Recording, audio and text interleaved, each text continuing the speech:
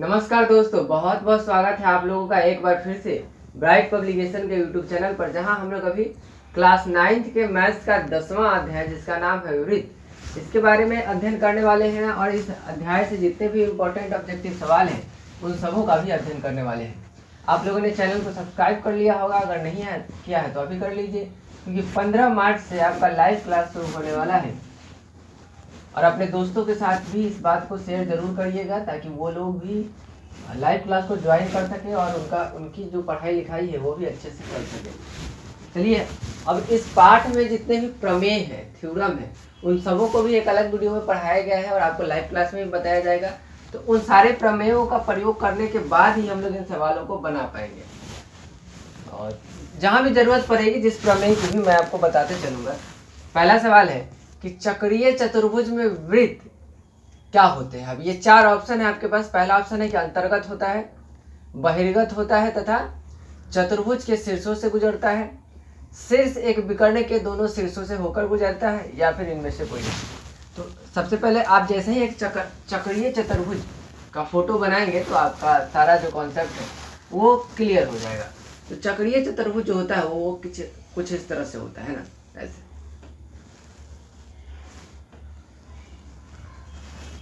अब ये जो चतुर्भुज बन गया यही है चक्रीय चतुर्भुज, ABCD है ना। तो ABCD क्या है? एक चक्रीय चतुर्भुज है जिसके शीर्ष कहाँ से होकर गुजरे हैं? किसी वृत्त से होकर गुजरे हैं। और वृत्त क्या है? वृत्त इस चक्रीय चतुर्भुज के बहिर्गत है, मतलब कि बहिर्गत मतलब बाहर है। तो वृत्त बाहर से होकर गुजरा है और चतुर्भुज के शीर्षों से होकर गुजरता है। चतुर्भुज का शीर्ष यहाँ है, यहाँ यहाँ। तो वृत्त जो है वो चक्रीय चतुर्भुज के शीर्षों से होकर भी गुजरता है। तो इसका सही आंसर क्या है? बी है। और ये याद रखने वाली बात है, ये चक्रीय चतुर्भुज की परिभाषा में ही शामिल है।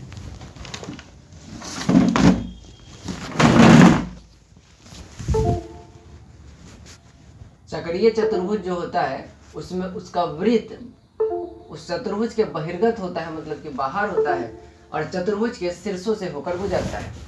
ये हो गया आपका पहला आंसर। आपको चक्रीय चतुर्भुज अगर पता है तो ये सवाल अच्छे से समझ में आ जाएगा। चलिए अब अगला सवाल देखते हैं।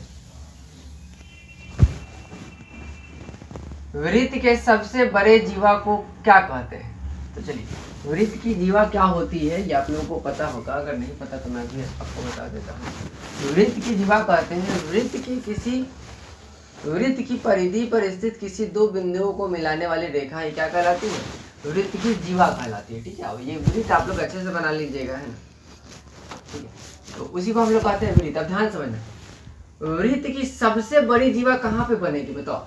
वृत्त की सबसे बड़ी जीवा बिल्कुल ही इसके बीच में बनेगी, यानी कि केंद्र से होते हुए गुजरेगी। या तो यहाँ बने तब, या फिर यहाँ बने तब, या फिर यहाँ बने तब, या फिर यहाँ बने तब। सबसे बड़ी जीवा जो होगी वो क्या करेगी? इस पूरे वृत्त को आधा आधा खंड में बांट देगी, है ना। और कहाँ से होकर गुजरेगी? केंद्र से होकर गुजरेगी, है ना। तो केंद्र से होकर गुजरने वाली जीवा को क्या कहते हैं बताइए?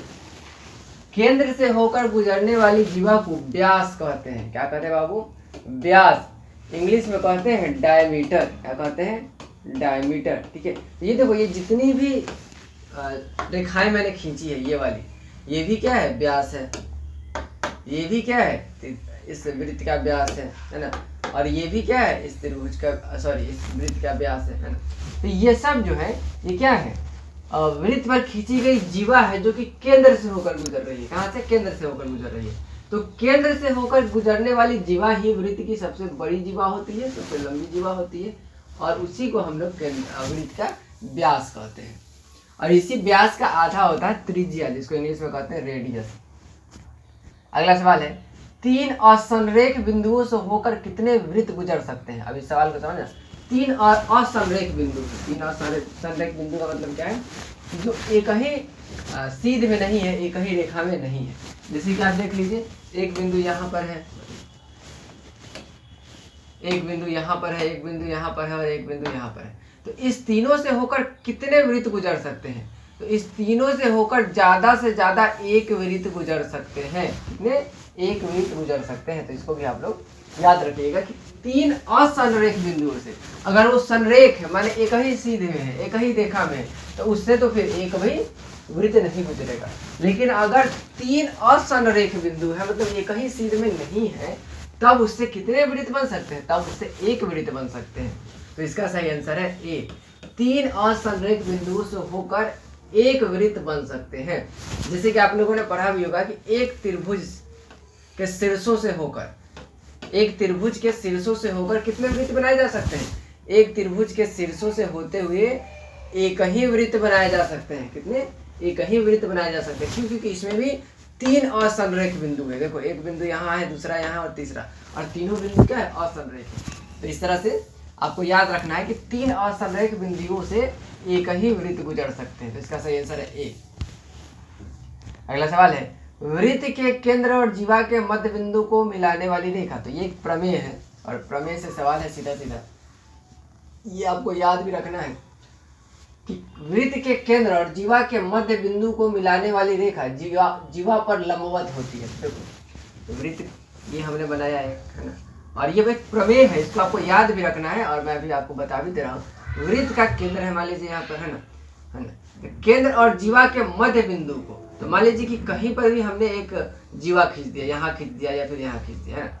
अब केंद्र से ये रेखा बिल्कुल इसके मध्य बिंदु को मिला रही है। किसको मिला रही है? मध्य बिंदु को, मतलब कि इसको समद्विभाजित कर रही है। क्या कर रही है? समद्विभाजित कर रही है।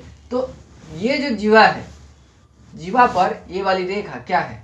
लंबवत है। तो ये एक प्रमेय है कि अगर वृत्त के केंद्र और जीवा के मध्य बिंदु को कोई रेखा मिला रही है, तो वह रेखा जीवा पर लंब होगी, माने 90 डिग्री का कोण बनाएगी। यही अगर नीचे आ जाएगा तो नीचे में भी कितना का बनाएगा? 90 डिग्री का ही बनाएगा, लंबवत ही होता है। और साथ में जीवा को समद्विभाजित भी करती है। तो मध्य बिंदु पर मिल रहा है तो समद्विभाजित तो करेगा ना जी, मध्य बिंदु पर मिल रहा है तो समद्विभाजित तो करेगा ना, है ना। तो दोनों बातें क्या है इसमें? सही है, पहली वाली भी और दूसरी वाली बात भी सही है। और ये एक थ्योरम है, प्रमेय है। तो इसको याद कर लीजिएगा, आगे के सवाल को बनाने में इसकी आवश्यकता पड़ेगी कि वृत्त के केंद्र और जीवा के मध्य बिंदुओं को मिलाने वाली रेखा जीवा पर लंबवत होती है, और उसी का उल्टा अगर लंबवत है तो मध्य बिंदु पर समद्विभाजित कर रहा है। तो पहला और दूसरा दोनों सही है। तो सही आंसर हो गया सी, पहला और दूसरा दोनों विकल्प सही है। अगले सवाल की तरफ चलते हैं। वृत्त की दो समान जीवाओं द्वारा वृत्त पर आंतरिक कोण। वृत्त की दो समान जीवाओं द्वारा वृत्त पर आंतरिक कोण कैसा होता है बताइए। तो ये भी आपको प्रमेय में पढ़वाया गया है, समान होते हैं, है ना। तो ये भी एक थ्योरम है, ये भी आपको पढ़वाया गया है, ये भी आप याद कर लीजिएगा। अगला सवाल है, त्रिभुज के तीनों शीर्षों से कितने वृत्त गुजर सकते हैं। तो अभी मैंने आपको थोड़ी देर पहले बताया था कि तीन असंरेख बिंदुओं से सिर्फ और सिर्फ एक वृत्त ही गुजर सकते हैं। तीन असंरेख बिंदुओं से सिर्फ और सिर्फ एक वृत्त ही गुजर सकते हैं। इसका मतलब क्या है कि त्रिभुज में भी तीन असंरेख बिंदुएं होती हैं, और उन तीनों से होकर कितने वृत्त गुजरेंगे? सिर्फ और सिर्फ एक वृत्त गुजरेंगे। कितने? एक। तो सही आंसर क्या हो जाएगा इसका? ए। यही ए में लिखा हुआ है, सिर्फ और सिर्फ एक वृत्त गुजरेंगे। यही हो गया हमारा सही आंसर ए। किसी त्रिभुज के तीनों शीर्षों से सिर्फ और सिर्फ एक वृत्त गुजर सकते हैं। अगला सवाल है, दो वृत्त आपस में क्या होते हैं। चलिए, दो वृत्त अगर हम लोग बनाते हैं, यहाँ पर प्रतिच्छेद करने की बात हो रही है ना, प्रतिच्छेद करने की। तो प्रतिच्छेद मतलब कि एक दूसरे को इंग्लिश में कहते हैं इंटरसेक्ट करना, माने काटना, ठीक है। तो ये मान लो कि ये एक वृत्त है, ठीक है। तो हम एक दूसरा वृत्त बनाएं और दोनों को प्रतिच्छेद कराएं, तो चाहे जहां भी प्रतिच्छेद कराएंगे, है ना, कितने बिंदु पर प्रतिच्छेद करेगा, माने कितने बिंदु पर काटेगा? एक यहाँ काटेगा, एक यहाँ काटेगा। तो कितने बिंदु पर काट रहा है? दो बिंदु पर काट रहा है। कितने बिंदु बाबू? दो बिंदु पर काट रहा है, ठीक है। तो चाहे हम जहां कहीं भी प्रतिच्छेद कराएं ना, यहाँ पर भी कराएंगे, एकदम एक दूसरा वाला वृत्त ला करके यहाँ पर भी प्रतिच्छेद कराएंगे तो दो काटेगा, है ना। अगर ये इसके अंदर जाएगा तो दो बार काटेगा। कितनी बार? दो बार। एक पॉइंट यहाँ और दूसरा पॉइंट यहाँ, है ना। तो दो वृत्त आपस में दो बिंदुओं पर प्रतिच्छेद होते हैं। दो से ज्यादा भी नहीं हो सकता है और दो से कम भी नहीं हो सकता है, ठीक है। दो से कम भी नहीं हो सकता है। ये आप कहेंगे कि ये पहला वृत्त है, दूसरा वृत्त ये हो गया, है ना। तो ये प्रतिच्छेद नहीं कर रही है, ये वृत्त इस वृत्त को प्रतिच्छेद नहीं कर रही है। प्रतिच्छेद करने का मतलब है कि काटना, है ना।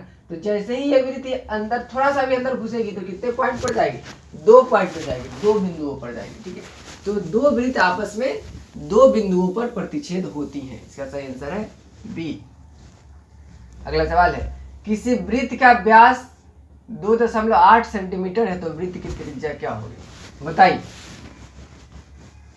वृत्त की त्रिज्या कैसे निकालते हैं हम लोग?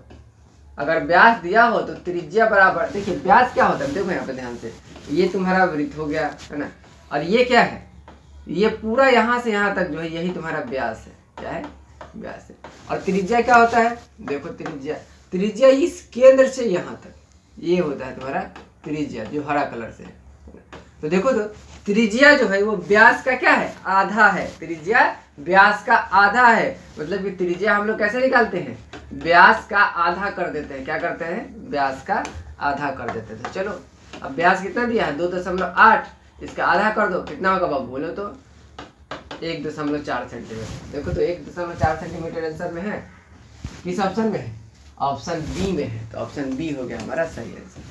एक वृत्त का व्यास अगर 2.8 सेंटीमीटर है तो वृत्त की त्रिज्या होगी 1.4 सेंटीमीटर। ठीक है, अगला सवाल देखो। ओ वृत्त की केंद्र है तथा ए बी एक जीवा है, ओपी लंब है ए बी पर और ए बी बराबर है 8 सेंटीमीटर के और ओपी 3 सेंटीमीटर है तो वृत्त की त्रिज्या क्या होगी? तो चलो सबसे पहले वृत्त बना लेते हैं। ये हमने बना लिया वृत्त, है ना। इसका केंद्र है वो, देखो वो यहाँ पे केंद्र है और ए बी एक जीवा है, तो ए बी एक जीवा हमने खींच लिया यहाँ पर, ए बी है ना। ए बी एक जीवा है जिसकी लंबाई कितनी है? ए बी की लंबाई है 8 सेंटीमीटर। कितनी? 8 सेंटीमीटर। ये यहाँ से यहाँ तक है ना, कितना है? 8 सेंटीमीटर। ठीक बाबू, आगे चलो। ओपी है 3 सेंटीमीटर, है ना। ओपी जो है वो 3 सेंटीमीटर है और ओपी लंब है ए बी पर, तो ओपी लंब डाल दिया हमने ए बी पर। 90 डिग्री का कोण बनाएगा और इसकी लंबाई कितनी है? 3 सेंटीमीटर है लंबाई, है ना। तो अब पूछ रहा है वृत्त की त्रिज्या क्या है? वृत्त की त्रिज्या क्या होती है? वृत्त के केंद्र से उसकी परिधि पर किसी भी बिंदु को मिला देंगे तो वही क्या होगा? उसकी त्रिज्या होगा। माने कि इसको पकड़ो, यहाँ से इसको पकड़ो, यही ना केंद्र है, और यहाँ से इसको यहाँ पे मिला दो, ये त्रिभुज भी बन गया, एक समकोण त्रिभुज भी बन गया और साथ में ये क्या बन गया?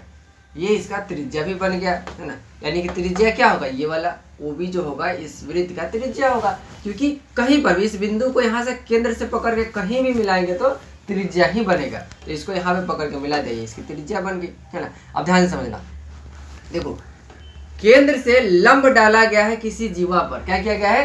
केंद्र से लंब डाला गया है किसी जीवा पर। और थोड़ी देर पहले ही मैंने आपको एक प्रमेय याद करने के लिए कहा था कि केंद्र से किसी भी जीवा पर जब लंब डाला जाता है तो वो जीवा को क्या करता है?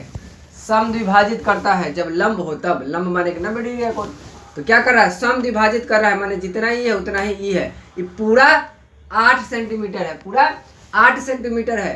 ई पॉइंट क्या किया? आधा आधा बांट दिया, तो ई वाला कितना हो गया? 4 सेंटीमीटर हो गया, हो गया ना 4 सेंटीमीटर।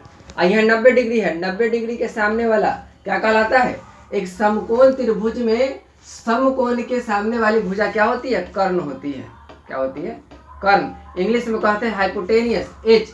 तो ओबी को कैसे निकालेंगे? समकोण त्रिभुज में कर्ण कैसे निकालते हैं? एच कैसे निकालते हैं? एच निकालते हैं √अंडर पी का स्क्वायर जोड़ बी का स्क्वायर, है ना। तो देखो तो पी क्या है? 3 सेंटीमीटर, तो 3 का स्क्वायर, और बी कितना है? 4 सेंटीमीटर, तो 4 का स्क्वायर, है ना। 9 जोड़ 16 रूट के अंदर हो गया 25, बाहर निकला तो कितना हो गया? 5 सेंटीमीटर। बाहर निकला तो कितना हो गया बाबू? 5 सेंटीमीटर हो गया। देखो तो 5 सेंटीमीटर किस में आंसर है? बी में है, तो बी होगा हमारा सही। कौन सा? बी। ठीक है, तो स्पष्ट है। देखो यहाँ पे एक समकोण त्रिभुज बन रहा है और समकोण त्रिभुज में पाइथागोरस का थ्योरम आपको पता है। उसी थ्योरम से हम लोगों ने क्या किया है? इस OB का मान निकाल लिया है और OB ही क्या है? हमारी त्रिज्या है। ठीक है, तो चलो अगले सवाल की तरफ बढ़ते हैं।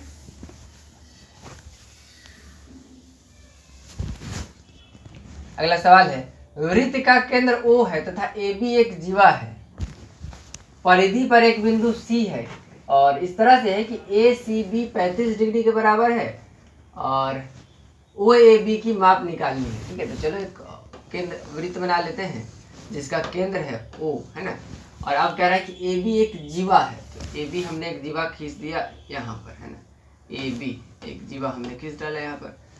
परिधि पर कोई बिंदु सी है, तो चलो, और परिधि पर बिंदु है सी, तो चलो हमने यहाँ पर खींच दिया सी, ठीक है।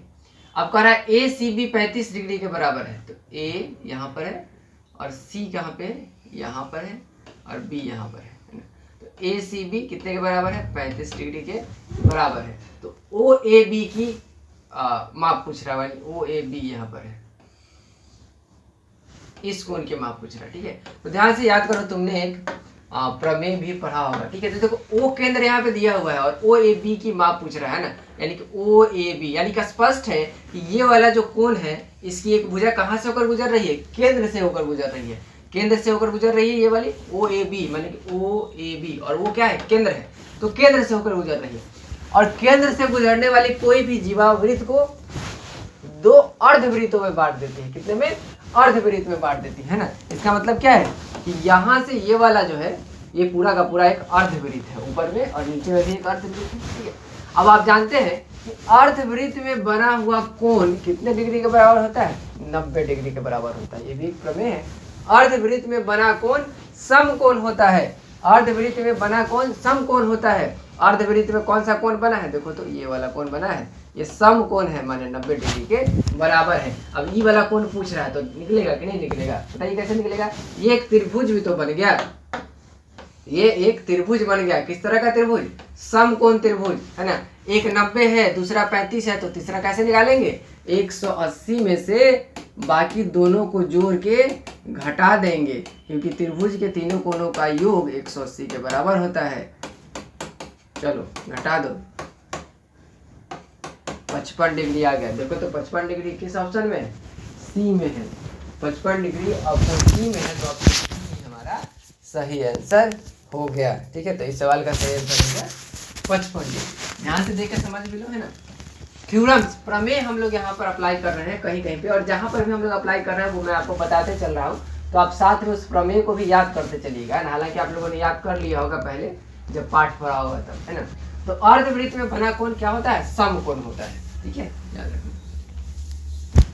अगला सवाल है, वृत्त के दो चाप सर्वांगसम हो तब संगत जीवाएं क्या होती हैं, समान होती है, ठीक है। देखो दो चाप सर्वांगसम है ना, यानी कि ये हमने खींच दिया यहाँ पर, ये हमने खींच दिया यहाँ पर, तो अगर ये चाप समान है, सर्वांगसम है, अगर ये दो चाप जो है, ये चाप और ये चाप सर्वांगसम है, तो ये जो जीवाएं खींची गई हैं ये भी बराबर होंगी, ये भी प्रमेय है, तो याद कर लीजिए, है ना।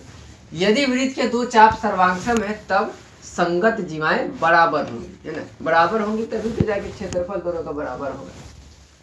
और हम लोग जानते हैं कि सर्वांगसम त्रिभुज के, सर्वांगसम वृत्त के या फिर सर्वांगसम चाप के क्षेत्रफल बराबर होते हैं, तो इसका सही आंसर हो गया बी। अगला सवाल है, वृत्त की किन्हीं दो जीवाएं जो केंद्र के निकट होती है वह दूरस्थ से क्या होती है। तो चलो एक वृत्त हमने बना लिया यहाँ पर, है ना, इसका एक केंद्र बनाया यहाँ पर, है ना, और ये एक जीवा खींच दिया हमने। अब ध्यान से समझना, केंद्र पर वृत्त की सबसे लंबी जीवा खींची जाती है, जिसको क्या कहते हैं हम लोग, व्यास कहते हैं ना। तो जो जीवा केंद्र से होकर गुजरती है वही सबसे लंबी जीवा होती है, जिसको हम लोग व्यास कहते हैं। इतनी बातें पता है। अब देखना, जैसे जैसे हम लोग दूर जाएंगे, इस ये जो केंद्र है इससे जैसे जैसे हम लोग दूर जाएंगे वैसे वैसे इसकी लंबाई क्या होगी, छोटी होती जाएगी कि बड़ी होती जाएगी। देखो छोटी होते जा रही है ना, छोटी हो रही है ना। इसका मतलब क्या है कि दूरस्थ से, माने जो दूर है उससे केंद्र के पास वाली जीवा बड़ी होती है ना। जो दूर है उससे पास वाली बड़ी होती है। देखो ये दूर है, ये पास है, केंद्र यहाँ पे है ना। तो दूर से पास वाली जीवा बड़ी होती है, तो सही आंसर क्या है, ए। वृत्त की किन्हीं दो जीवाएं जो केंद्र के निकट है वह दूर वाले से बड़ी है। उसी तरह से इस साइड भी लोगे तो वही बातें आएंगी। इधर भी चलोगे तो घटते चला जाएगा, लंबाई क्या है, घटते जा रहा है ना। केंद्र कहाँ पर है, केंद्र है यहाँ पर, इसके पास में जो है वो क्या है, दूर वाले से हमेशा बड़ा होगा। दूर वाले से कहाँ का बाबू, हमेशा बड़ा होगा, ठीक है। तो इसको भी याद रखना कि वृत्त की किन्हीं दो जीवाएं जो केंद्र के निकट होती हैं वह दूर वाले से हमेशा बड़ी होती है ना। यानी कि केंद्र के पास वाला हमेशा बड़ा होगा। अगला सवाल है, वृत्त के दो समान चाप कर्ण यदि प्रतिच्छेदी हो तो एक खंड दूसरे खंड से क्या होगा। तो चलो ये हमने वृत्त के दो समान चाप कर्ण है ना, तो दो समान चाप है यहाँ पर है ना, मान लो कि एक ये है, सॉरी एक ये है और दूसरा कहाँ पर है, और प्रतिच्छेदी भी होना चाहिए ना, तो दोनों समान है, तो एक ये है और एक ये है। तो जब समान चाप कर्ण है तो एक खंड दूसरे खंड से क्या होगा, हमेशा बराबर होगा, है ना। तो जब समान, समान का मतलब ही होता है बराबर, है ना, तो इसका सही आंसर होगा बी, समान चाप कर्ण यदि प्रतिच्छेदी भी है तो भी एक खंड दूसरे खंड से बराबर होगा ना। अगर यहाँ समान नहीं लिखा रहता तब हम लोग बड़ा या छोटा के बारे में सोच सकते थे। यहाँ स्पष्ट लिख दिया कि दोनों चाप कर्ण समान है, समान माने कि बराबर है, तो एक खंड दूसरे खंड के बराबर होगा। अगला सवाल है, यदि किसी त्रिभुज के केंद्र तथा परिकेंद्र संपाती हो, यदि किसी त्रिभुज के केंद्र तथा परिकेंद्र संपाती हो तो वह त्रिभुज कैसा होता है। चलो एक त्रिभुज बना लो, ये भी एक थ्योरम है ना, वैसे मैं अभी बना के आपको दिखा रहा हूं लेकिन आप इसको याद रखिएगा, है ना। एक त्रिभुज है, इसका केंद्र मान लिया कि ये है ना, और इसका परिकेंद्र है ना, यानी कि ये वाला केंद्र है ना, ये दोनों क्या है, एक ही है, बराबर है, तब वह त्रिभुज क्या कहलाएगा, किस तरह का त्रिभुज होगा, है ना। तो देखो इसका मतलब क्या है कि इस त्रिभुज का जो केंद्र है इस त्रिभुज के ठीक बीच में है। कहाँ पे है, ठीक बीच में है। और इसको प्रूफ करने का बहुत सारा तरीका होता है, ये एक पूरा का पूरा प्रमेय ही है जिसको आपको प्रूफ करके दिखाया गया है, ठीक है। अभी आप क्या याद रखिए कि अब ऐसे समझने वाली बात भी है कि जब ये बिंदु, जब ये केंद्र त्रिभुज के ठीक बीचों बीच होगा, मतलब कि यहाँ से ये दूरी, यहाँ से ये दूरी, यहाँ से ये दूरी, ये सब क्या होगी, बराबर होगी। इसका मतलब क्या है कि ये त्रिभुज कैसा होगा, समबाहु होगा। कैसा होगा, समबाहु होगा, ठीक है। कैसा त्रिभुज होगा, समबाहु त्रिभुज होगा। जब तीनों भुजाएं बराबर होंगी, देखो यहाँ पे, जब तीनों भुजाएं बराबर होंगी तब तो जाकर के इनका केंद्र ठीक बीच में आएगा, तभी तो आएगा ना, है ना। और एक प्रमेय भी है तो इसको याद भी रखना है, यदि किसी त्रिभुज के केंद्र तथा परिकेंद्र संपाती हो तो वह त्रिभुज समबाहु त्रिभुज होता है, ठीक है। या फिर इसी को उल्टा प्रमेय भी पढ़ाया हुआ है कि समबाहु त्रिभुज के केंद्र तथा परिकेंद्र संपाती होते हैं, ठीक है। अगला सवाल है, वृत्त के किसी चाप द्वारा केंद्र पर आंतरिक कोण परिधि पर के कोण के साथ क्या संबंध रखता है, ये भी आपको याद रखना है, प्रमेय है। वृत्त के किसी चाप द्वारा केंद्र पर आंतरिक कोण परिधि पर के कोण, है ना, चाप से जो अंदर में कोण बन रहा है और जो परिधि में कोण बन रहा है, इसके बीच में क्या संबंध होता है। तो वृत्त के किसी चाप द्वारा केंद्र पर आंतरिक कोण परिधि पर के कोण के दुगुना होता है, ये भी आपने पढ़ा है और ये प्रमेय हम लोगों ने सिद्ध भी किया था। चलिए इसको भी आपको याद रखना है। अगला सवाल है, वृत्त के एक खंड के कोई दो कोण क्या होते हैं। तो अभी मैंने बताया था ना कि वृत्त खंड के सभी कोण क्या होते हैं, समान होते हैं। वृत्त खंड के सभी कोण समान होते हैं, जैसे कि एक अर्धवृत्त के का जो कोण होता है वो समकोण होता है, तो जहां भी बनेगा समकोण ही बनेगा। ये देखो ये है, तो अर्धवृत्त में अगर यहाँ पे भी बनाओगे तो ये समकोण ही बनेगा, यहाँ पर भी बनाओगे तो ये भी समकोण ही बनेगा, है ना। तो इसका मतलब क्या है कि एक वृत्त खंड में बना दो कोण हमेशा समान होता है, तो इसका सही आंसर है ए। हालांकि ये सब प्रमेय पर आधारित प्रश्न है, आप लोग बहुत ही आसानी से इन सबों को बना सकते हैं अगर आपने प्रमेय समझा तब। अब देखिए फिर आ गया अर्धवृत्त का कोण क्या होता है। अब मैं उसी समय से आपको बता रहा हूँ ना, अर्धवृत्त का कोण समकोण होता है। तो ऑप्शन में खोजो समकोण कहाँ है, चलो देखते हैं अगला ऑप्शन।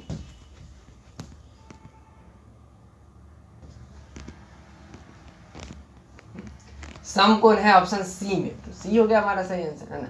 अर्धवृत्त का कोण समकोण होता है। क्या होता है बाबू, समकोण होता है, ठीक है। अगला सवाल है, चक्रीय चतुर्भुज के सम्मुख कोने के किसी भी युग्म का योगफल किसके बराबर होता है। तो हम लोग जानते हैं कि चक्रीय चतुर्भुज के सम्मुख कोनों के सभी युग्मों का योगफल 180 के बराबर होता है। किसके बराबर होता है बाबू, 180 के बराबर होता है। अब ये भी आपको याद रखना है ना, ये भी आपने प्रमेय में पढ़ा होगा। चक्रीय चतुर्भुज के सम्मुख कोणों के किसी भी का योगफल 180 के बराबर होता है। अब इसमें आप खोज के बताइए कि 180 किस में लिखा हुआ है। 180 का मतलब होता है पाई। क्या होता है? पाई, है ना। तो देखो पाई किस में है? पाई बटे 2 है, माने इसका मतलब हो गया 90, है ना। पाई बटे 2 का मतलब 90 हो गया। ये 3/2 पाई है तो ये भी पाई नहीं है। यहाँ देखो 2 से 2 कट गया तो ये पाई हो गया, है ना। पाई का मतलब 180 डिग्री होता है। तो चक्रीय चतुर्भुज के सम्मुख कोनों के किसी भी युग्म का योगफल 180 डिग्री के बराबर होता है। इसका सही आंसर है ए। अगला सवाल है, वृत्त में चाप कितने प्रकार का होता है? वृत्त में कितने प्रकार का चाप होता है? तो वृत्त में एक ही प्रकार का चाप होता है। ये भी आपने पढ़ा होगा। वृत्त में एक ही प्रकार का चाप होता है। अगला सवाल है, दो वृत्तों में चाप कितने प्रकार का होता है? जब उनके त्रिज्या समान हो, जब उसके केंद्र समान हो, जब उनके कोई दो चाप समान हो, या इनमें से कोई नहीं, है ना। तो दो वृत्त में चाप कितने प्रकार का होता है? इसका ऑप्शन ही गलत है। ओ वृत्त का केंद्र है तथा AOC एक व्यास है, परिधि पर एक बिंदु B है, तो वृत्त का व्यास क्या होगा? चलो, तो ये यहाँ पे एक त्रिभुज बना हुआ है और व्यास निकालना है हम लोग को। व्यास मतलब कि AC की लंबाई निकाली है। किसकी? ये AC की लंबाई निकाली है, इसकी लंबाई निकाली है, ठीक है। तो चलो अब ध्यान से देखो, ये सवाल बहुत ही आसान है। अगर आप लोगों ने त्रिभुज पढ़ा है और पाइथागोरस थ्योरम अगर आप लोगों को पता है तो ये बहुत ही आराम से आप लोग बना लेंगे, है ना। कैसे बनेगा तो देखना ध्यान से। ये क्या है? ये एक समकोण त्रिभुज है ना। ये क्या बन रहा है बाबू? ये बन रहा है एक समकोण त्रिभुज, है ना। यहाँ पे देखो स्पष्ट दिखाया है कि 90 डिग्री का है ना। ये 90 डिग्री का है तो इसके सामने वाला क्या कहलाएगा? ये AC जो है ये क्या कहलाएगा? इसका कर्ण कहलाएगा। इंग्लिश में हाइपोटेनियस H कहते हैं, है ना। अब देखो पाइथागोरस थ्योरम से इसका लंबाई नहीं निकालोगे, और जब इसका लंबाई निकालोगे तो यही क्या है? इस वृत्त का व्यास है। तो व्यास की लंबाई निकल जाएगी, माने कि हमारा आंसर आ जाएगा। तो चलो कैसे निकालेंगे? एक कर्ण है तो कर्ण कैसे निकालते हैं? √P का स्क्वायर जोड़ B का स्क्वायर, है ना। माने कि आधार जोड़ ऊंचाई दोनों का स्क्वायर करके जोड़ देते हैं। तो P कितना है? 12 का स्क्वायर, और जोड़ B कितना है? 16 का स्क्वायर, है ना। 12 का स्क्वायर करोगे 144 हो जाएगा, नहीं जोड़ना है, और ये है 16, है ना। और 16 का स्क्वायर करोगे तो 256 हो जाएगा। दोनों को जोड़ दो, कितना हो गया? 6 4 10 का 0, हाथ में 1 5 4 9 10 का 0, हाथ में 2 3 1 4 400 हो गया। जब रूट के बाहर निकलेगा तो ये आ जाएगा 20 सेंटीमीटर। तो इसकी लंबाई कितनी हो गई? 20 सेंटीमीटर हो गई। और यही क्या है? इसका व्यास भी है। तो देखो ऑप्शन में 20 सेंटीमीटर कहाँ है? ऑप्शन ए में है 20 सेंटीमीटर। यही होगा हमारा सही। ठीक है, तो बहुत ही आसान सवाल है, ध्यान से देखोगे तो बन जाएगा आराम से। चलो अगले सवाल की तरफ बढ़ते हैं।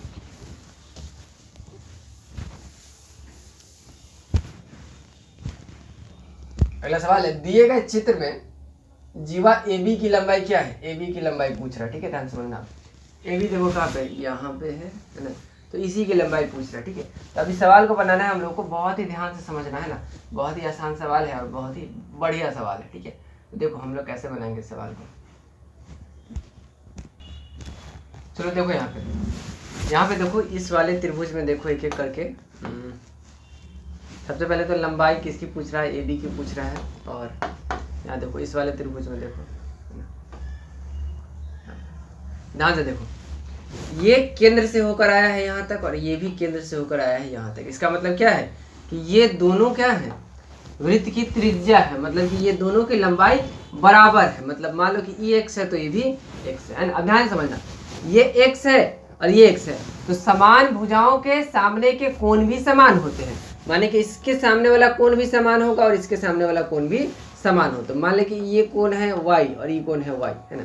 तो अब बताओ, ये दोनों कोण समान है, इसका मतलब क्या है कि 60 जोड़ y जोड़ y कितना होता है? बताओ, 180 के बराबर होता है ना। तो यहाँ से y का वैल्यू कितना निकलेगा? निकालो। y का वैल्यू 60 के बराबर निकलेगा, है ना। ये 2y हो गया, इधर 60 जाएगा घट गया तो 120 हो गया, और y का वैल्यू निकल गया 60 डिग्री। माने कि ये वाला कोण भी है 60 डिग्री, और ये वाला कोण भी है 60 डिग्री, और ये वाला तो 60 डिग्री है, ये, ठीक है। तो इसका मतलब क्या है कि 60 60 60 है। इस त्रिभुज के कोण कितने कितने हैं? 60 डिग्री 60 डिग्री और 60 डिग्री के बराबर है। इसका मतलब है कि ये कोण कैसा है? ये कोण समबाहु त्रिभुज है। सॉरी, ये त्रिभुज कैसा त्रिभुज है? समबाहु त्रिभुज है। कैसा त्रिभुज है? समबाहु त्रिभुज है, ठीक है। तो ये स्पष्ट हो गया कि ये जो है ये समबाहु त्रिभुज है। इसके तीनों कोण भी बराबर है और तीनों भुजाएं भी बराबर है। और जब तीनों भुजा बराबर है, ये 5 सेंटीमीटर दिया है तो ये भी 5 सेंटीमीटर और ये भी 5 सेंटीमीटर। ठीक है, कंफर्म है। अब चलो, अब इस वाले त्रिभुज को और इस वाले त्रिभुज को देखो, ध्यान से देखना है ना। देखो ये वाला 60 डिग्री है और ये वाला 60 डिग्री है। चलो दोनों बराबर है।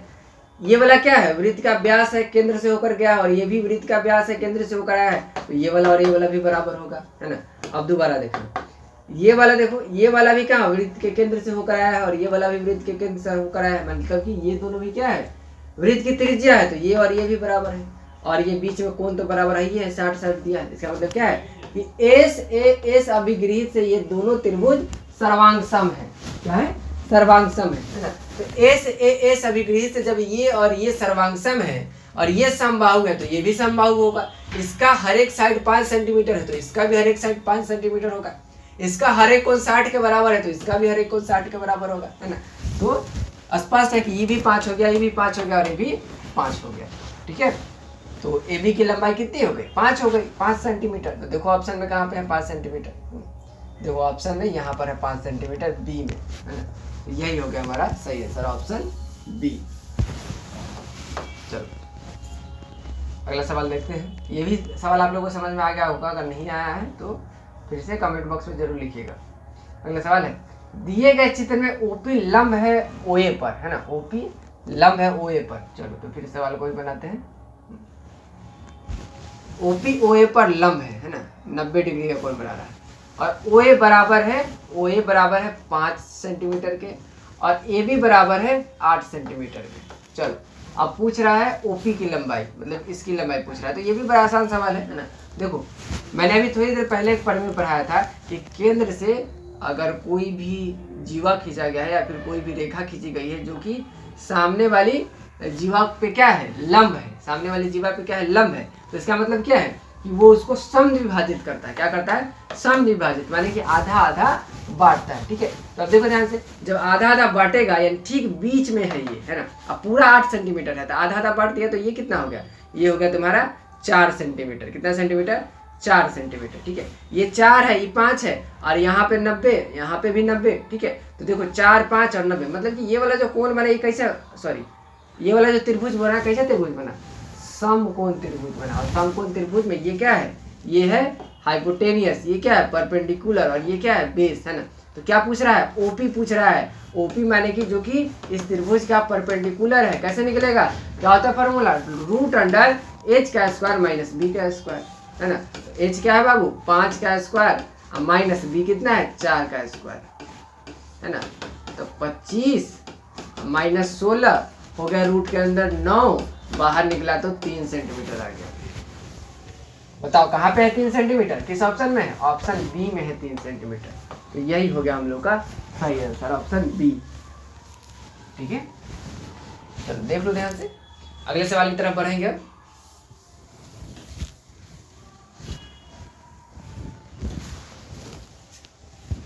अगला सवाल है, दिए गए चित्र में ए बी बराबर है सी डी के तथा पी क्यू क्रमशः ए बी एवं सी डी के मध्य बिंदु है, तो ओ क्यू का मान क्या होगा, है ना।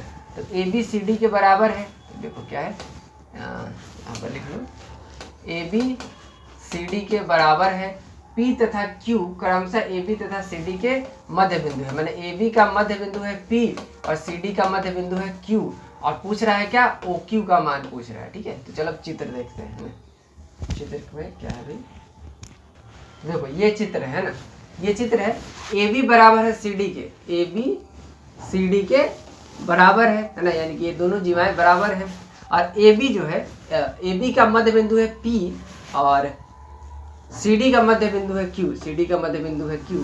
तो ओ क्यू की लंबाई पूछ रहा है, इसकी लंबाई पूछ रहा है। ठीक है, तो देखो जाहिर सी बात है कि देखो इसकी लंबाई बराबर है, मतलब कि ये वाला और ये वाला क्या है, सर्वांग सम है। क्या है, सर्वांग सम है, मतलब कि यहाँ से इतने तक की लंबाई जितनी होगी उतना ही लंबाई इतने तक की होगी। यहाँ से यहाँ तक रेडियस है, यहाँ से यहाँ तक रेडियस है ना। इसका मतलब क्या है कि ये दोनों समान है ना, इस दोनों की लंबाई समान है, तो इसकी लंबाई और इसकी लंबाई भी तो समान होगी, है ना। मतलब कि ओ क्यू और ओ पी OQ और OP भी तो समान ही होंगे, ठीक है। वैसे इसके लिए आप प्रमेय का भी इस्तेमाल कर सकते हैं, लेकिन ऐसा स्पष्ट दिख भी रहा है कि जब ये बराबर है, ये बराबर है, ये दोनों सर्वांग सम है, ठीक है, तो जितनी लंबाई यहाँ से यहाँ तक की होगी उतनी ही लंबाई यहाँ से यहाँ तक की होगी। और ये दोनों रेडियस है, इसका मतलब क्या है, यहाँ से यहाँ तक बराबर है, यहाँ से यहाँ तक बराबर है, तो समान दूरी दोनों में से घटाए हैं, इसका मतलब ये दोनों भी बराबर होगा, ठीक है। तो OQ और OP क्या होगा, बराबर होगा, ठीक है। इसका मतलब क्या है कि OQ की लंबाई कितनी होगी, 2.5 सेंटीमीटर की होगी, क्योंकि OP का लंबाई दिया है 2.5, तो दोनों 2.5 के बराबर होगा। अब देखो खोजो ऑप्शन में, किस ऑप्शन में दोनों बराबर दिया है 2.5 के, तो यहाँ देखो ए में दिया है OQ बराबर है 2.5 के, तो यही हो गया हमारा सही आंसर, 2.5 सेंटीमीटर है। चलो अगले सवाल में चलते हैं। दिए गए चित्र में जीवा PQ का मध्य बिंदु R है। चलो ये सवाल पे देखते हैं हम लोग। PQ का मध्य बिंदु R है, तो कौन PRO निकाल के बताना है, कौन PRO। इसमें कोई दिक्कत है क्या, बताइए तो। इस सवाल को बनाने में कोई समस्या है? कोई समस्या नहीं है, बहुत आसान सवाल है ना। हमने थ्योरम भी आपको पढ़ा बताया, अभी 3-4 बार बता दिया है ना, कि केंद्र से अगर कोई रेखा जीवा को के मध्य बिंदु पे को मिलाती है, किसको मिलाती है, मध्य बिंदु को, माने कि इसको अगर समद्विभाजित करती है तो कितने का कोण बनाती है, 90 डिग्री का कोण बनाती है ना। यही दो तरह से आपको प्रमेय पढ़ाया गया है। एक तो एक सीधा सीधा पढ़ाया गया कि भाई अगर इस पर लंब है तो समद्विभाजित करता है, और इसी को दूसरे तरीके से पढ़ाया गया कि अगर समद्विभाजित करता है तो लंब है, ठीक है। तो ये क्या है, लंब है, लंब है माने कितने का कोण, 90 डिग्री का कोण। तो 90 डिग्री कौन सा है इसमें, बताइए 90 डिग्री कौन सा है, पाई का मतलब होता है 180, 180/2 लिखा हुआ है, माने कि 90 डिग्री। कहाँ पे, ये ऑप्शन ए में ही मिल गया है ना, किसे मिल गया, ऑप्शन ए में मिल गया, तो ऑप्शन ए हो गया हमारा सही आंसर, पाई/2 है ना। पाई का मतलब 180, तो पाई/2 का मतलब 90 डिग्री, तो यही हो गया हमारा सही आंसर। चलो अगला सवाल देखो।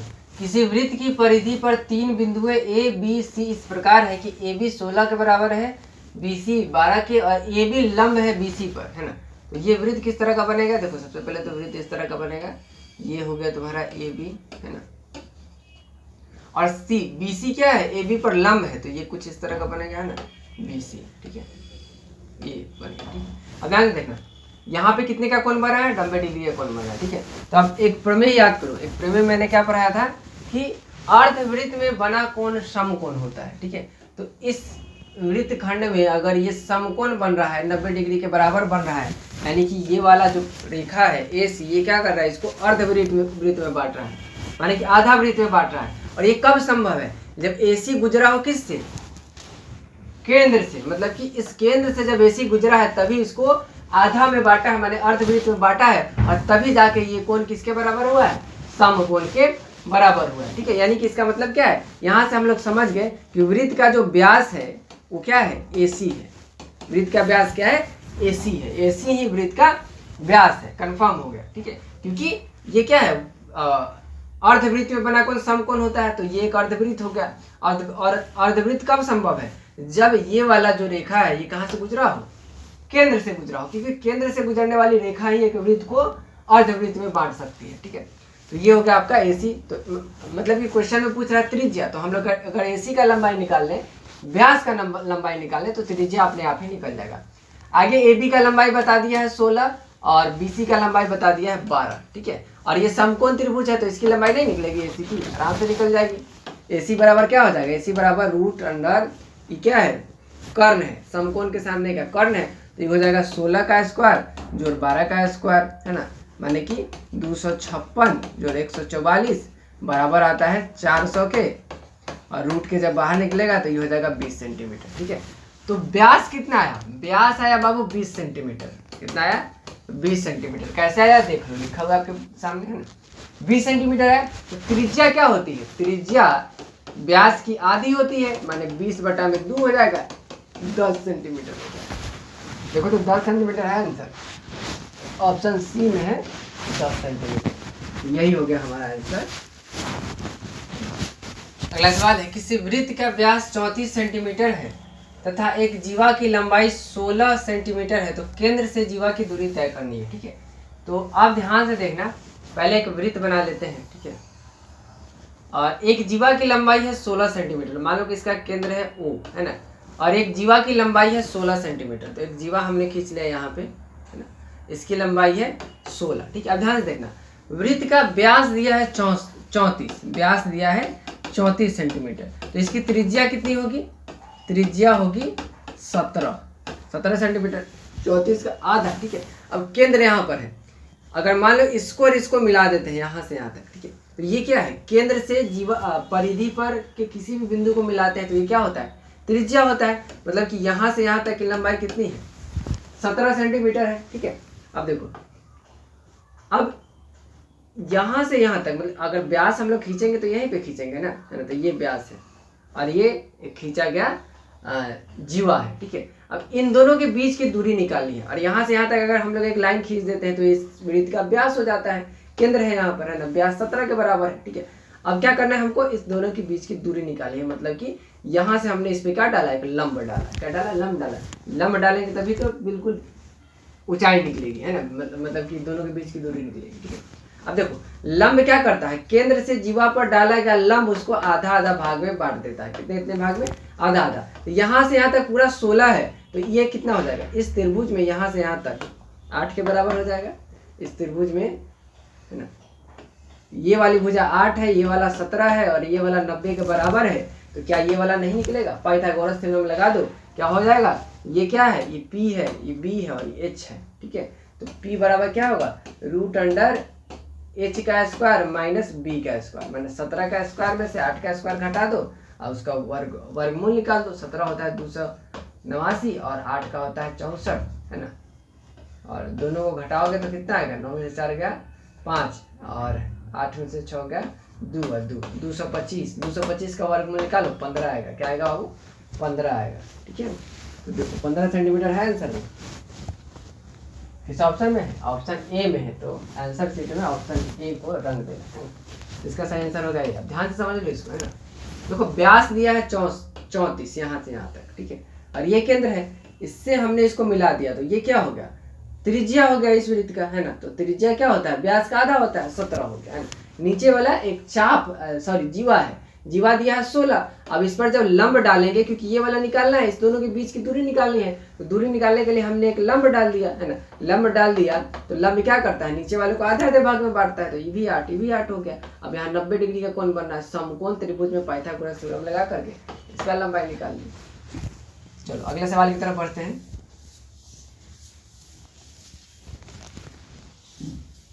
अब देखो वृत्त की जीवाएं हैं AB तथा CD जो कि केंद्र से 3 सेंटीमीटर की दूरी पर स्थित है। तो चलो ये हो गया, है ना, केंद्र यहाँ पर है ना, 3 सेंटीमीटर की दूरी पर ये AB है ना, और फिर केंद्र से ही 3 सेंटीमीटर की दूरी पर CD है ना, माने कि एकदम 3 सेंटीमीटर बराबर दूरी है। तो इनमें से कौन सा सत्य होगा? तो सत्य यही होगा कि भाई ABCD के बराबर होगा। ठीक है, मतलब कि केंद्र से जितनी ही दूरी पर हम लोग बढ़ेंगे, है ना, माने कि केंद्र से जब दूर जाते जाएंगे इधर, तो जितना दूर इधर जाएंगे और अगर उतना ही दूर इधर जाते हैं तो दोनों जगहों पर इस जीवा की लंबाई क्या होगी? बराबर होगी, है ना। अगर ये 4 सेंटीमीटर जाता है यहाँ पर तो क्या हो जाता है? इससे और छोटा हो जाता, और यही फिर 4 सेंटीमीटर और आता तो इससे उतना ही छोटा होता, है ना। मतलब कि जितना यहाँ से यहाँ तक घटा है उतना ही यहाँ से यहाँ तक घटेगा। मतलब कि दोनों तरफ की अगर लंबाई समान है तो फिर जीवा की लंबाई भी समान होगी। तो इसका सही आंसर हो गया AB बराबर CD, ऑप्शन सी। अगला सवाल देखो, दिए गए चित्र में x तथा y का मान निकालना है। ठीक है, तो देखो x यहाँ पर है, y यहाँ पर है ना, ध्यान से देखना। ये चतुर्भुज है ना, और यहाँ पे अगर हम लोग एक जीवा बना दें, यहाँ पे हमने एक जीवा खींच दिया। ठीक है, तो एक ही जीवा पर बने कोण क्या होते हैं? समान होते हैं। एक ही जीवा पर बने कोण समान होते हैं, माने E 120 है तो ये भी 120 है, मतलब कि y का मान आ गया 120 डिग्री। y बराबर हो गया 120 डिग्री, यहाँ से कंफर्म है। ठीक है, तो y का मान आया 120 डिग्री, है ना। और अब क्या कह रहा है कि x का मान निकालिए। तो x का कहाँ पे है? यहाँ पे देखो। और x क्या है? एक चक्रीय चतुर्भुज है। x क्या है बाबू? एक चक्रीय चतुर्भुज है, और चक्रीय चतुर्भुज में विपरीत कोणों का योग कितने के बराबर? 180 के बराबर होता है, माने कि x प्लस वाई किसके बराबर होगा? 180 के बराबर होगा। ठीक है, अब y का मान हम लोग निकाल चुके हैं 120, तो यहाँ से x का मान निकाल लेंगे, है ना। x बराबर होगा 180 माइनस 120 और x का मान निकल गया 60 डिग्री, है ना। माने x का मान आया 60 और y का मान आया 120, है ना। सवाल में क्या कर रहा था, सवाल में कर रहा था x तथा y का मान, यानी कि 60 डिग्री और 120 डिग्री, यही होगा हमारा सही आंसर। तो देखिए किस ऑप्शन में है 60 और 120, ऑप्शन ए में है 60 और 120। ये बी हमारा सही आंसर नहीं होगा, क्योंकि पहले x का मान रखना है और फिर y का मान रखना है, इसमें उल्टा है, ठीक है। तो हमारा सही आंसर हो गया ए। इस चित्र में x का मान है 60 डिग्री और y का मान है 120 डिग्री। चलो अगला सवाल देखें। अगला सवाल देखो, किसी वृत्त में जीवा AD तथा BC परस्पर लंबविक है। लंबविक मतलब कि लंब है, ठीक है। और हम लोग जानते हैं कि जब लंब है, एक जीवा दूसरे जीवा पर जब लंब है, तो इसका मतलब क्या है, जो समद्विभाजित भी करेगा, है ना, यानी कि बिल्कुल बीच से काटेगा, है ना। यानी कि इसका मतलब है कि ये कुछ इस तरह से बनेगा, है ना, बिल्कुल ही इस तरह से, बिल्कुल 90 डिग्री भी और आधा आधा भी काट रहा है। ये हो गया AD और ये हो गया तुम्हारा BC, ठीक है। चलो अब कह रहा है कि DAB जो है वो 35 डिग्री के बराबर है। तो DAB ये है तुम्हारा 35 डिग्री के बराबर, है ना। अब पूछ कौन सा रहा है, तो देखो कौन सा पूछ रहा है, ADC। तो ADC यहाँ पर है ना, ADC ये वाला कोण जो है, ये वाला कोण पूछ रहा है, ठीक है। ये वाला कोण कितना होगा, है ना। तो अब ध्यान से देखना, ज़्यादा कुछ है नहीं इस सवाल में। ये 90 डिग्री है और ये 35 डिग्री है, ठीक है। सबसे पहले तो देख लो, ये 90 है, ये 35 है, तो ये वाला कितना हो जाएगा बता दो, है ना। ये वाला हो जाएगा तुम्हारा 55 डिग्री, ठीक है। किसके बराबर हो जाएगा, 55 डिग्री के बराबर हो जाएगा, ठीक है। अब ध्यान से देखो, लंब है एक दूसरे पर, माने कि आधा आधा बांटा है, तो जितना इतना इधर है उतना ही इधर है, जितना इधर है उतना ही इधर है, ठीक है। और बीच में 90 है, 90 है, तो देखो S है ना, यानी कि ये वाला साइड इस वाले साइड के बराबर है, और ये वाला एंगल और ये वाला एंगल बराबर है, और फिर ये वाला S और ये वाला S बराबर है, ठीक है। तो इसका मतलब क्या है कि SAS अभिगृहित से ये त्रिभुज और ये त्रिभुज सर्वांगसम है। और जब ये दोनों त्रिभुज सर्वांगसम है, तो जिस क्रम में भुजा बराबर है उसी क्रम में कोण भी बराबर होगा, ठीक है। इसका मतलब क्या है कि ये 35 है तो ये 35 हो जाएगा, है ना। देखो ध्यान से,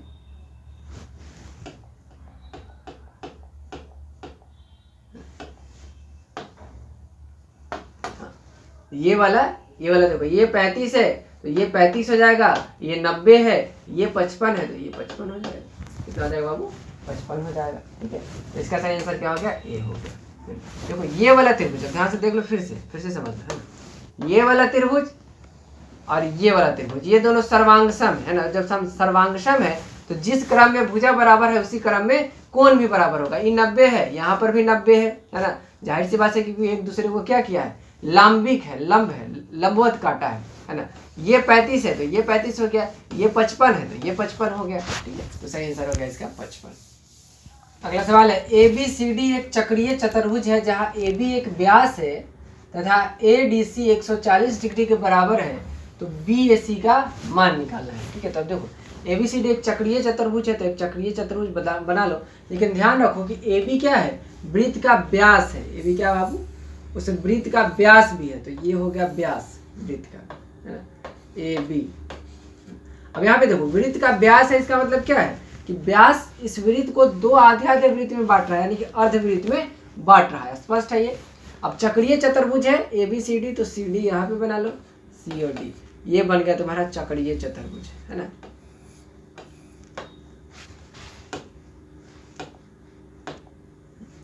और इधर से ये हो गया ABCD एक चक्रीय चतुर्भुज हो गया, जहाँ पे AB क्या है, इसका व्यास है, ठीक है। अब ADC कह रहा है 140 डिग्री, तो ये ADC है 140 डिग्री के बराबर, ठीक है। अब समझना है ना।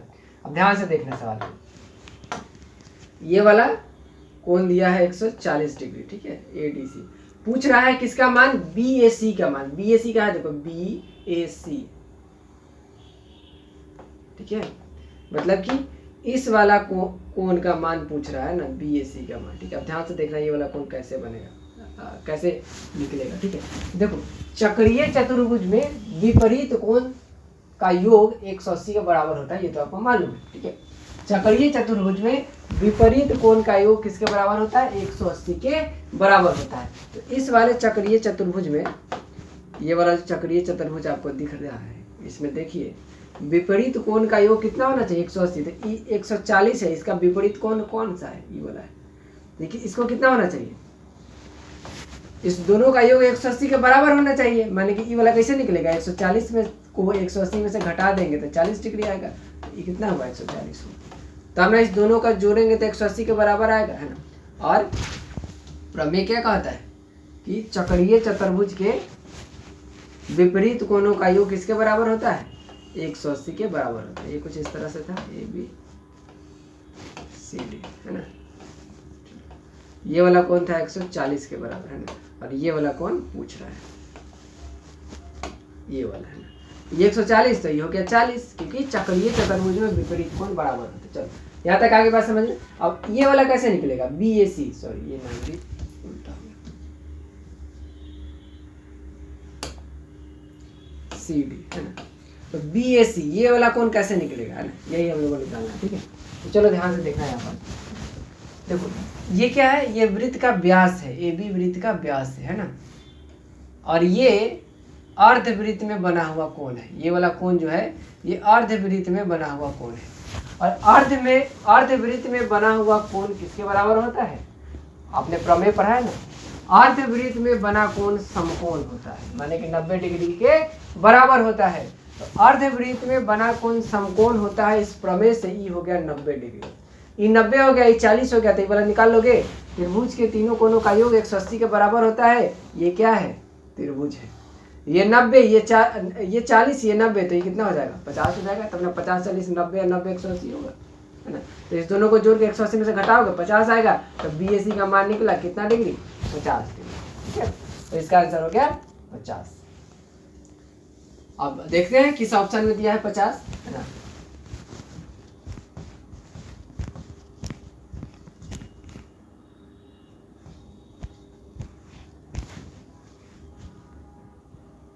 देखो यहाँ ऑप्शन बी में दिया है 50 डिग्री, तो यही क्या हो गया, हमारा सही आंसर हो गया, ठीक है। BAC का मान निकला कितना, 50 डिग्री।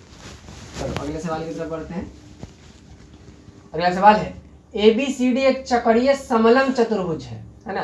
ABCD जो है ये चक्रीय चतुर्भुज तो है, साथ ही समलंब है, जिसमें कि ADBC के समांतर है, ADBC के समांतर है, ठीक है। तथा BC तथा एंगल B 60 डिग्री के बराबर है। B 60 डिग्री के बराबर है ना, ये वाला जो है 60 डिग्री के बराबर। तो पूछ कौन सा रहा है, BCD, ये वाला किसके बराबर होगा, यही पूछ रहा है, ठीक है।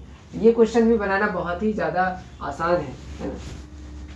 देखो कैसे बनेगा, ये एक चक्रीय चतुर्भुज भी है और क्या है, समलंब चतुर्भुज भी है, ठीक है। अब देखो चक्रीय चतुर्भुज है तो विपरीत कोणों का योग किसके बराबर, 180 के बराबर होना चाहिए। तो ये 60 है तो ये कितना हो जाएगा, विपरीत कोण है इसका 120 डिग्री, ठीक है। कितना हो गया, 120 डिग्री। अब देखिए ये दोनों समांतर रेखा है और ये क्या कर रही है, ये इसको प्रतिच्छेद करते हुए आगे बढ़ रही है, ठीक है। ये समांतर है, ये प्रतिच्छेद कर रही है, तो ये दोनों अंतःकोणों का योग कितने के बराबर होना चाहिए, इन दोनों अंतःकोणों का योग होना चाहिए 180 के बराबर। किसके बराबर, 180 के बराबर। तो ये 120 है तो ये कितना हो जाएगा, 60 हो जाएगा। कितना हो जाएगा, 60 हो जाएगा। तो हमारा सही आंसर होगा ए। तो हमारा सही आंसर होगा ए, ठीक है। 60 डिग्री कैसे होगा आपने देख लिया ना। देखिए ये एक समलंब चक्रीय चतुर्भुज है तो विपरीत कोणों का योग 180 के बराबर, तो ये हो गया 120 है ना। अब क्या है, ये समलंब चतुर्भुज भाई, ये दोनों पैरेलल है, माने कि समांतर है, ये प्रतिच्छेदी रेखा है। तो ये 120 है तो इस दोनों का योग भी 180 के बराबर होना चाहिए, तो ये हो जाएगा 60 डिग्री, ठीक है। तो सही आंसर है इसका ए। अगला सवाल है, दिए गए चित्र में ADC 118 के बराबर है। ADC देखो कहाँ पे है, ADC यहाँ पे है, ADC मतलब कि ये पूरा जो है वो 118 डिग्री के बराबर है। तो BDC का अंश माप पूछ रहा है, मतलब BDC कहाँ पे है, देखो BDC यहाँ पर है ना, तो इसका माप पूछ रहा है ना, यानी कि बड़े कोण के एक अंग का, एक भाग का, एक अंश का माप पूछ रहा है, ठीक है। तो देखो कैसे बनाएंगे, मतलब इसको ध्यान से देखना यहाँ पे। AB क्या है, AB इस वृत्त का व्यास है, ठीक है। तो व्यास है, इसका मतलब है कि वृत्त को दो अर्धवृत्तों में बांट रहा है, यानी कि ये पूरा क्या है, अर्धवृत्त है। और ये वाला जो कोण है देखो, तो ये वाला कोण अर्धवृत्त में बना कोण है। कहाँ है, अर्धवृत्त में बना कोण। और अर्धवृत्त में बना कोण क्या होता है, समकोण होता है, माने 90 डिग्री के बराबर होता है। तो देखो यहाँ से यहाँ तक पूरा 118 डिग्री है और यहाँ से यहाँ तक कितने के बराबर है, 90 के बराबर है। तो ये वाला कैसे निकलेगा, 118 में से 90 को घटा दोगे तो निकल जाएगा, घटा दो कितना हो जाएगा, 28 डिग्री हो जाएगा। कितना, 28 डिग्री। देखो कहाँ पे सॉरी ऑप्शन ए में 28 डिग्री, ये हो गया हमारा सही है। अगला सवाल है, किसी वृत्त की त्रिज्या 15 सेंटीमीटर तथा एक जीवा की लंबाई 24 सेंटीमीटर है तो केंद्र से जीवा की दूरी निकालिए। तो इस तरह का सवाल हम लोग इससे पहले भी बनाए हैं, तो चलो फिर बनाते हैं। त्रिज्या है इसका 15 सेंटीमीटर, तो ये लो हमने एक त्रिज्या खींच दिया 15 सेंटीमीटर का, है ना। जीवा की लंबाई है 24 सेंटीमीटर, तो एक हमने 24 सेंटीमीटर का जीवा भी यहाँ पर खींच दिया, है ना, 24 सेंटीमीटर, ठीक है। अब ध्यान से देखना, अब कह रहा है केंद्र से जीवा की दूरी निकालिए, तो केंद्र यहाँ पर है ना, यहाँ से जीवा की दूरी निकालिए, इसका मतलब कि इस पर एक लंब डालना पड़ेगा ऐसे 90 डिग्री का, ठीक है। तो केंद्र से जब जीवा पर लंब डाला जाता है तो वो जीवा को क्या करता है, समद्विभाजित करता है, माने कि बिल्कुल आधा आधा बांटता है। तो ये कितना हो गया, ये 12 हो गया। चलो अब ध्यान से देखना, ये वाला क्या है, ये वाला केंद्र है, ठीक है। केंद्र से हम इसकी परिधि पर किसी भी बिंदु से मिलाएंगे तो ये क्या होगा, ये त्रिज्या होगा। ये एक त्रिज्या ही तो है, ये त्रिभुज सॉरी ये इस वृत्त का त्रिज्या ही तो है ना। और त्रिज्या कितना है बाबू, त्रिज्या 15, ठीक है। और ये एक समकोण त्रिभुज है, ये क्या है, समकोण त्रिभुज है। तो समकोण त्रिभुज में देखो ये 12 है, 15 है, तो ये वाला निकाल लोगे कि नहीं निकालोगे, पाइथागोरस थ्योरम से। ये क्या है, हाइपोटेनियस है, ये बेस है, और ये क्या है, हाइट है, मतलब कि परपेंडिकुलर है, ठीक है। तो परपेंडिकुलर हम लोग कैसे निकालते हैं, रूट के अंदर h का स्क्वायर माइनस b का स्क्वायर, है ना। तो रूट के अंदर 15 का स्क्वायर माइनस 12 का स्क्वायर, 15 का स्क्वायर 225 होता है, अब 12 का 144 होता है ना। दोनों को घटाओगे, 5 में से 4 घटेगा 1 और 12 में से 4 घटेगा 8, 81 रूट के अंदर आ गया, बाहर निकलेगा तो 9 सेंटीमीटर हो जाएगा। तो देखो 9 सेंटीमीटर कहाँ है, ऑप्शन ऑप्शन ए में है, ठीक है। ध्यान से देख लो, समझ में आ जाएगा, है ना। चलो ये और ये एक ही है ना, क्योंकि ये भी अब इस केंद्र से जहां भी मिला दोगे वो क्या बनेगा, वो इसका त्रिज्या ही बनेगा, है ना। तो यहां पर मिलाए हैं तो ये भी त्रिज्या है। अगला सवाल देखते हैं,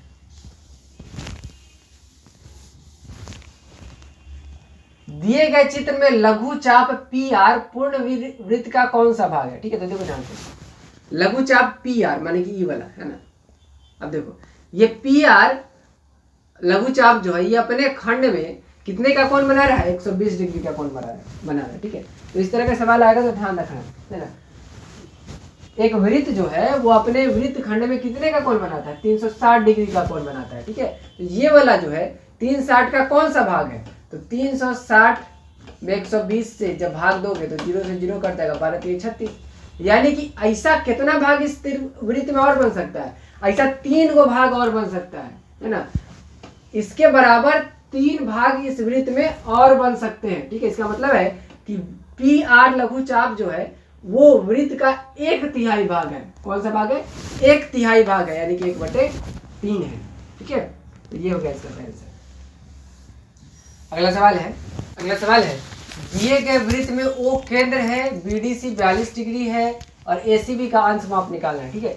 तो ये इस वाले तस्वीर में देखो बीडीसी दिया है 42 डिग्री, है ना। यहाँ पे बीडीसी दिया है 42 डिग्री और पूछ रहा है कौन सा, एसीबी का अंश माप पूछ रहा है, यानी एसीबी देखो कहाँ पे, यहाँ पे, है ना, इसका अंश माप पूछ रहा है, ठीक है। तो अब देखना इस सवाल को हम लोग कैसे बनाएंगे, है ना। ध्यान से देखो, ये वाला एंगल पूछ रहा है, ठीक है। तो सबसे पहले तो यहाँ पे ध्यान देखो, ये क्या है, ये वृत्त का केंद्र है ओ, ठीक है। और ये केंद्र से होकर गुजर रही है, यानी कि वृत्त का व्यास है। व्यास क्या करती है, वृत्त को अर्धवृत्तों में बांटती है, 2 अर्धवृत्तों में बांटती है। तो इधर का क्या होगा, अर्धवृत्त हो गया। और ये वाला जो कोण है, कोण बी, देखो तो कोण बी क्या है, कोण बी अर्धवृत्त में बनी हुई कोण है। कैसी कोण है, अर्धवृत्त में बनी हुई कोण है। और अर्धवृत्त में बनी हुई कोण कितने के बराबर होती है, 90 डिग्री के बराबर होती है ना। अर्धवृत्त में बनी कोण समकोण होती है, इसलिए 90 के बराबर होती है। चलो यहाँ तक आगे बात समझे। अब देखो, अब हम लोग लिख सकते हैं कोण ए बराबर कोण डी। कैसे, एक ही चाप द्वारा वृत्त के परिधि पर बनाए कोण समान होते हैं, ये प्रमेय है। एक ही चाप द्वारा वृत्त की परिधि पर बनाए गए कोण समान होते हैं, तो इसलिए ये हो गया आपका 42 डिग्री। कितना हो गया, 42 डिग्री। ठीक है बाबू, अब देखना ध्यान से, इस त्रिभुज में, त्रिभुज ABC में ये वाला एंगल निकाला है, एंगल C निकालना है, यानी ACB निकालना है, एंगल ACB। कैसे निकालेंगे हम लोग? ये दो एंगल पता है, तीसरा निकालना है। ये तो बहुत आसान है, दोनों को जोड़ के 180 में से घटा देंगे, क्योंकि त्रिभुज के तीनों कोणों का योग 180 आता है। तो 90 और 42 को जोड़ के 180 में से घटा दीजिए, है ना। 90 और 42 को जोड़ेंगे तो 2 और 9 4 13, 132 आएगा। जब घटाएंगे तो 48 आएगा। कितना आएगा? 48। ठीक है, चलो ये हमारा आ गया आंसर 48 डिग्री। तो देखो कौन सा ऑप्शन में 48 डिग्री, तो ऑप्शन सी में यहाँ पे दिख रहा है कि ये 48 डिग्री। तो यही हो गया हमारा सही आंसर, ऑप्शन सी। ठीक है, इस तरह से आप लोगों ने इस अध्याय में जितने भी प्रश्न थे उन सबों का हल देख लिया है। आप लोगों से मुलाकात होगी फिर अगले वीडियो में। और 15 मार्च से हमारा लाइव क्लास शुरू हो रहा है, तो लाइव क्लास में आप लोग शामिल होइएगा। चैनल को सब्सक्राइब कर लीजिएगा, वीडियो को लाइक कीजिएगा और अपने दोस्तों के साथ शेयर जरूर कीजिएगा। बहुत बहुत धन्यवाद।